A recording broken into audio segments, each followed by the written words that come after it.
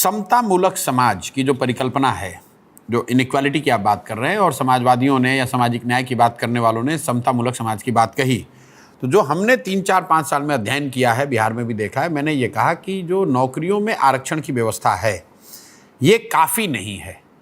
ये होना चाहिए, हो रहा है, चलता रहना चाहिए, लेकिन इसके साथ साथ जब तक राजनीतिक भागीदारी और शिक्षा, पूंजी और जमीन के बंटवारे में उनकी हिस्सेदारी नहीं होगी, तब तक आप समतामूलक समाज की कल्पना नहीं कर सकते हैं। वो बात करना ही बेमानी है। जनसुराज ने यह कहा है कि नौकरियों में आरक्षण के साथ राजनीतिक भागीदारी, जो हम लोगों ने कहा, आप देख लीजिए सबसे ज्यादा अति पिछड़ा समाज के लोगों को टिकट किसने दिया है? जनसुराज ने दिया है। गैर आरक्षित सीटों पर भी काबिल दलित समाज के 5 से ज्यादा लोगों को टिकट किसने दिया है? जनसुराज ने दिया है। और अगर जनसुराज की व्यवस्था जब बनती है नवंबर में, उसके बाद शिक्षा, जमीन और पूंजी, उसके बंटवारे में जब तक आप भागीदारी सबकी सुनिश्चित नहीं करेंगे, तब तक सफलता नहीं मिल सकती है। जैसे बिहार में जातीय जनगणना हुआ, जो आंकड़े आए, क्लियर आंकड़ों में दिख रहा है कि जो लोग पिछले 30-35 साल से सामाजिक न्याय का नारा लगाकर लोगों का वोट ले रहे हैं, आज भी बिहार में 3% से कम दलित परिवार के बच्चे 12वीं पास कर रहे हैं, 5% से कम अति पिछड़ा समाज के बच्चे 12वीं पास कर रहे हैं, और 7% से कम मुस्लिम समाज के बच्चे 12वीं पास कर रहे हैं। आरक्षण पर चर्चा अलग विषय है। सबसे बड़ी बात है कि जब आपके बच्चे 12वीं पास ही नहीं करेंगे, तब तो आरक्षण आप चाहे 10% रखो या 100%, उसको तो उसका लाभ मिलना नहीं है। इसीलिए जनसुराज जो कह रहा है कि जब तक आप समाज को शिक्षित नहीं करेंगे, सबको शिक्षा का अधिकार नहीं होगा, तब तक सिर्फ आरक्षण से बात नहीं बनेगी। इसी तरह भूमि के बंटवारे को देखिए, पूरे देश में 38% लोग के पास जमीन नहीं है।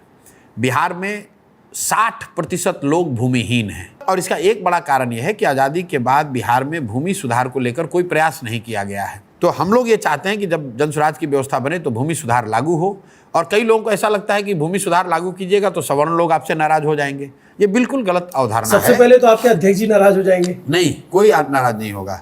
इसलिए नहीं होगा कि मैंने ये बताया कि ऐसा नहीं है कि सवर्णों के पास यहाँ जमीन सब उन्होंने कब्जा किया हुआ है। भूदान आंदोलन बिहार से शुरू हुआ जी। लाखों एकड़ जमीन भूमि धारकों ने दिया ताकि उसका सही बंटवारा हो सके। आज तक किसी को नहीं मालूम है कि जो भूदान में लाखों एकड़ जमीन दिया गया, वो जमीन किसको मिला, किसके पास है। बिल्कुल बंदर बाट हो गया। 1/3 जमीन बिहार में लिटिगेशन में फंसी हुई है, उसका मालिकाना हक लोगों को पता नहीं है। अगर आप भूमि सुधार लागू करेंगे तो अभी जो भूमि धारक है और जो भूमिहीन है, दोनों को फायदा होगा।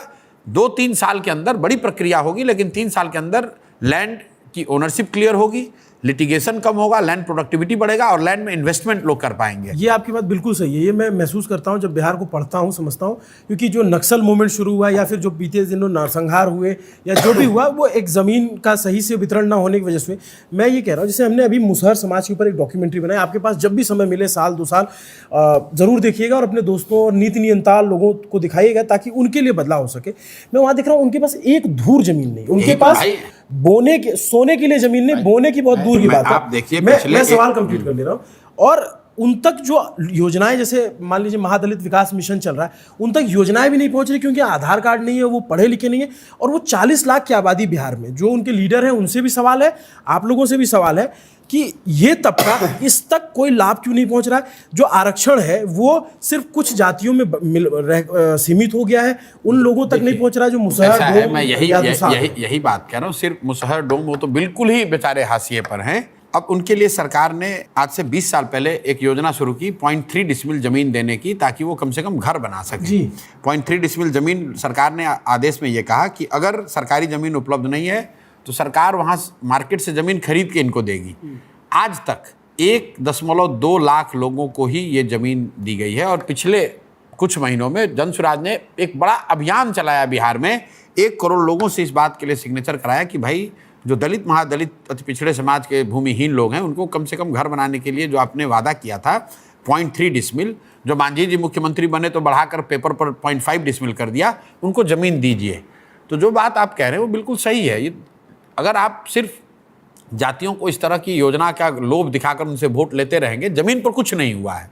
आज भी वो जातियाँ, मुझे लग रहा है जाति समाज के लोग 1960 में जी रहे हैं। 60 में नहीं है, मुझे तो 18वीं सदी में लगते हैं। बिल्कुल, आपको जानकर आश्चर्य होगा। लेकिन मजबूरी, दिक्कत यह है कि वो लोग या तो उनके पास विकल्प नहीं रहा है अभी तक, या विकल्प अगर अब आज हो गया है तो अब उनकी जिम्मेवारी है कि वो लोग अपने बच्चों के लिए, अपने हक के लिए, अपने जमीन के लिए, अपने रोजगार के लिए वोट दें।